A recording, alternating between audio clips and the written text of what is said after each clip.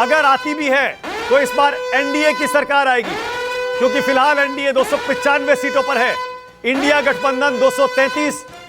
अब इसमें अभी भी एक गुंजाइश कांग्रेस के नेता, विपक्षी दलों के नेता यह देख रहे होंगे कि क्या एनडीए के बाकी दल बीजेपी का साथ छोड़कर इंडिया गठबंधन की तरफ आ सकते हैं। क्या हो सकता है, हमें नहीं पता, मैं पुष्टि नहीं करूंगा, लेकिन अटकलें जरूर हैं कि कांग्रेस पार्टी की तरफ से अब एनडीए के दलों को क्या अप्रोच करना शुरू कर दिया गया है, क्योंकि इतनी आसानी से एनडीए की सरकार कांग्रेस पार्टी और इंडिया गठबंधन नहीं बनने देगा।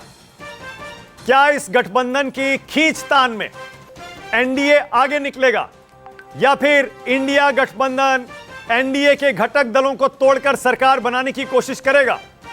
याद रखिए, एनडीए में बहुत सारे दल ऐसे हैं, खासतौर से नीतीश कुमार, जयंत चौधरी, जो हाल में एनडीए में आए हैं, इससे पहले विपक्ष में थे। और भी कुछ एक पार्टियां हैं जैसे टीडीपी। क्या टीडीपी एनडीए में ही रहेगी, या फिर टीडीपी को अगर कांग्रेस पार्टी चाहे तो अपने गठबंधन में लाने की कोशिश करेगी, और क्या यह संभव है? विनोद शर्मा, विनोद जी, ये जो मैं अटकलें लगा रहा हूं और ये समीकरण बता रहा हूं, क्या ये प्रैक्टिकल है? गांव बसा नहीं, चोर पहले आ गए। अरे गांव तो बसने दो, पता चले कि किसके पास क्या क्या है, उसके बाद सरकार तो बननी है। देखिए, जब हंग पार्लियामेंट हो तो उस वक्त ये माना जाता है कि मैंडेटेड फॉर वर्किंग टुगेदर, लोग चाहते हैं कि आप मिलजुल के काम करो और मिलजुल के सरकार बनाओ। अब अगर Bharatiya Janata party single largest party होगी तो पास्ट प्रेसिडेंट्स के चलते राष्ट्रपति उन्हीं को बुलाएंगे, प्रधानमंत्री को बुलाएंगे कि आप सरकार बनाइए।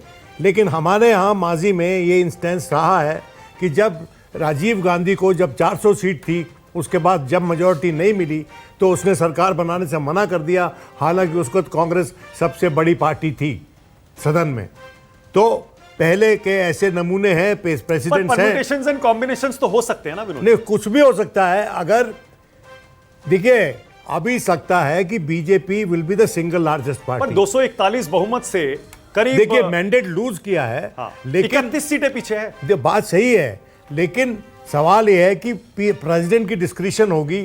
पहली एक ही इंस्टेंस में प्रेसिडेंट डिस्क्रिशन होती है कि उसको आश्वासित करना है अपने आप को कि कौन सही, कौन सुदृढ़ और स्टेबल सरकार दे सकता है, कौन सा चुनाव पूर्ण गठबंधन बहुमत में है। हाँ, और कौन सा, और वो एनडीए है। वो NDA is a pre poll alliance, तो इसलिए बुलाएगी तो एनडीए को, अगर ये आंकड़े स्थायी रहते हैं तो।